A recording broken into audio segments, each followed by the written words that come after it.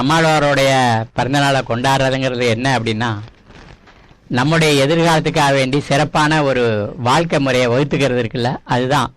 நம்மளை எதிர்த்து நாமளே போராடுறோம், நம்மள்கிட்டேருந்து நம்ம விடுதலை அடைகிறோம். நம்ம எதையெல்லாம் மண்டக்குள்ள நேர்மையானது, சரியானது, முறையானதுன்னு நினச்சிருந்தோமோ அதெல்லாம் இல்லை.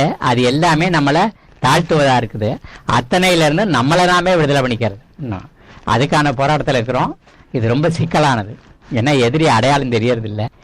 எல்லாருக்குமா நம்ம விடுதலையை கொண்டு போக வேண்டியிருக்கு. இந்த விடுதலைங்கிறது நம்ம எதை சாப்பிட்றோம், எதை பார்த்து ரசிக்கிறோம், எதை நம்ம விளையாட்டாக எடுத்துக்கிறோம், நம்மளுடைய பிள்ளைகளுக்கு எதை நம்ம கைமாற்றி கொடுக்க போகிறோம், இந்த கேள்விகளுக்கெல்லாம் பதில் காணுவதாக இருக்குது. அதுக்கான பதில் காணுவதில் இந்த நாள் முழுதையும் நம்ம செலவிட்டுக்கணும்.